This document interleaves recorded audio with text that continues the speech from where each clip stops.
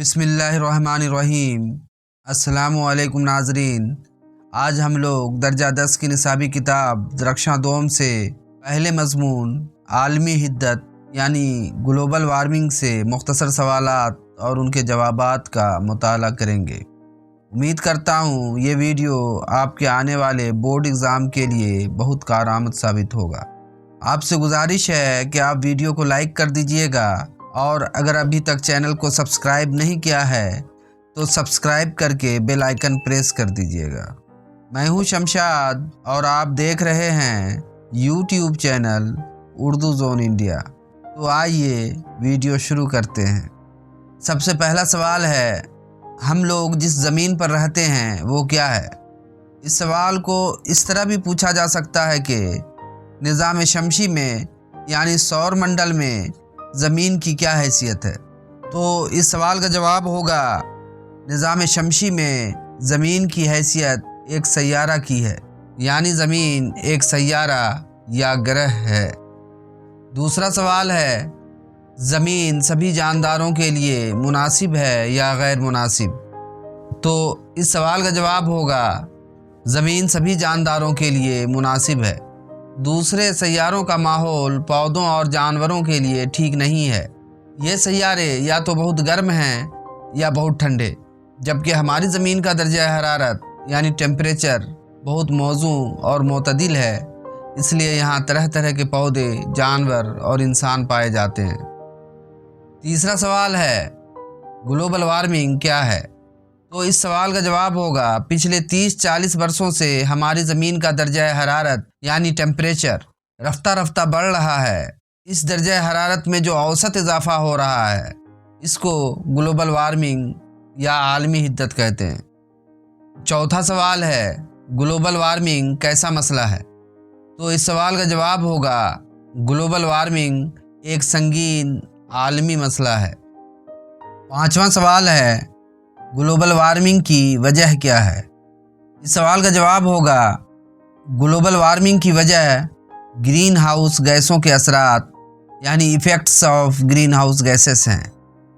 पूरी दुनिया में कल कारखानों, मोटर गाड़ियों के इजाफे और जंगलों के बेतहाशा कटने से ग्रीन हाउस गैसेस ज़्यादा पैदा हो रही हैं। छठा सवाल है, ग्रीन हाउस गैसों में कौन कौन सी गैसेस हैं? इस सवाल का जवाब होगा, ग्रीन हाउस गैसों में आबखरा, carbon dioxide, methane, nitrous oxide, ozone वगैरह गैसेस आती हैं। हमारी ज़मीन पर आफताब की जो शुआएं आती हैं यानी सूरज की जो किरणें आती हैं, ग्रीन हाउस गैसेस इन्हें ज़्यादा जज्ब कर लेती हैं यानी अवशोषित कर लेती हैं, जिसकी वजह से हमारी ज़मीन का माहौल गर्म हो जाता है और दर्जा हरारत यानी टेम्परेचर बढ़ जाता है। सातवां सवाल है, पहले के मुकाबला में कार्बन डाइऑक्साइड गैस में कितना इजाफा हुआ है यानी कितनी वृद्धि हुई है? तो इस सवाल का जवाब होगा, पहले के मुकाबले में कार्बन डाइऑक्साइड गैस में 31% का इजाफा हुआ है। आठवां सवाल है, पहले के मुकाबला में मीथेन गैस में कितना इजाफा हुआ है? तो इस सवाल का जवाब होगा कि पहले के मुकाबला में मीथेन गैस में 149% का इजाफा हुआ है। नौवां सवाल है, मीथेन गैस सबसे ज़्यादा कहाँ से निकलती है? इस सवाल का जवाब होगा, मीथेन गैस धान के खेतों और गाय भैंस के गोबर से सबसे ज़्यादा निकलती है। 10वां सवाल है, हमारी ज़मीन का दर्जा हरारत पिछले 100 वर्षों में तकरीबन कितना बढ़ गया है?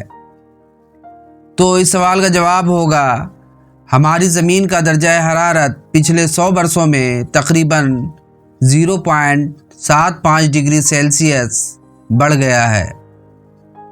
अगला सवाल है, क्योटो में ग्लोबल वार्मिंग पर कॉन्फ्रेंस कब हुई थी?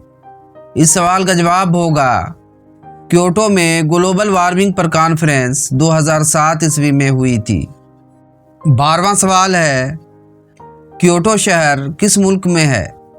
تو اس سوال کا جواب ہوگا کیوٹو شہر جاپان میں ہے۔ اسی شہر میں 2007 میں گلوبل وارمنگ پر کانفرنس ہوئی تھی۔ 13واں سوال ہے 27 سے 31 دسمبر 2008 عیسوی کو بال وگیان کانگریس بھارت کے کس شہر میں منعقد کیا گیا؟ تو اس سوال کا جواب ہوگا 27 سے 31 دسمبر 2008 عیسوی کو بال وگیان کانگریس بھارت کے شہر دیما پور میں منعقد کیا گیا۔ اگلا سوال ہے دیما پور شہر بھارت کی کس ریاست میں ہے؟ تو اس سوال کا جواب ہوگا دیما پور شہر بھارت کی ریاست ناگالینڈ میں ہے۔ 15واں سوال ہے 2008 عیسوی میں منعقد ہونے والے بال وگیان کانگریس میں مہمان خصوصی یعنی چیف گیسٹ کون تھے؟